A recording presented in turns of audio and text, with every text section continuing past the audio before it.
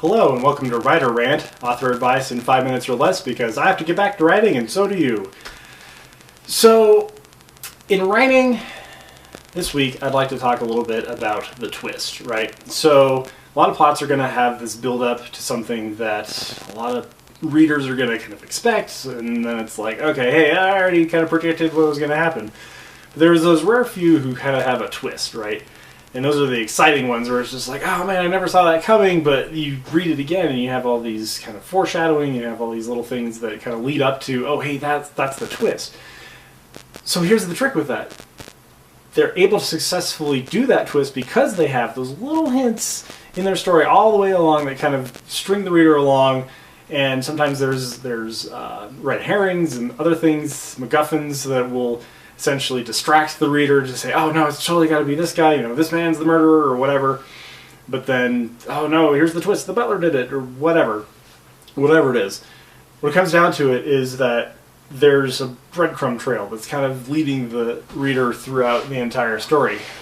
So, one of the egregious sins of your writing, if you happen to do this, is if you save too much of those breadcrumbs and you don't sprinkle them along the way, and you wait till the very end for this twist, it's going to feel unnatural, right?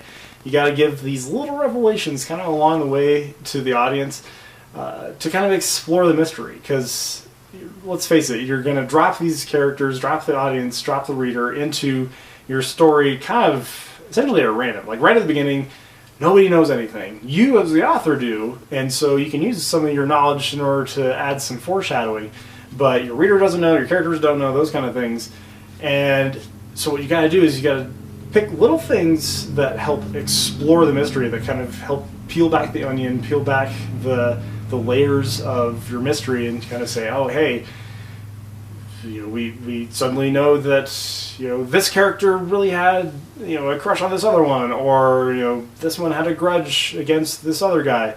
You know, those kind of things that you need to kind of have those mini twists, those mini revelations as you go, because if you get halfway through your book and your characters don't know why they're there, your reader isn't quite sure, like none of the mystery's been solved, nothing is making any sense, then you're really going to lose them quick after that point, because you're not giving essentially anything to your reader to hold on to in anticipation, because you're just be like, okay, hey, yeah, I'm saving all of this for the very big reveal in the end. And it's like, you know, it's really boring to read about characters who are like, I don't know why I'm here. Well, and then that's also because the characters might not necessarily have motivation, which I talked about a couple of episodes ago. But really what it comes down to is you gotta give, you know, those little treats along the way to your reader, because otherwise they're like, well, there's all these questions I still have and none of them have been answered and I'm halfway through. At that point they're like, well, they probably won't ever be answered and they'll stop reading. And you don't want a reader to stop reading your book, you want them to read all the way to end. So, at least that's what I think in terms of saving the twist. So, as you readers out there have encountered books, what are some that you found that are really annoying in the sense that they hold back all of that information, they don't solve anything, they don't answer any questions until near the end of the story? Tell us what you think about those in the comments below, and if you're a writer, reader, reviewer, any of those types of people, if there's anything in any part of the process that you really irks you, really want to rant about, by all means drop a comment below and maybe we'll talk about it in a future episode of Writer Rant.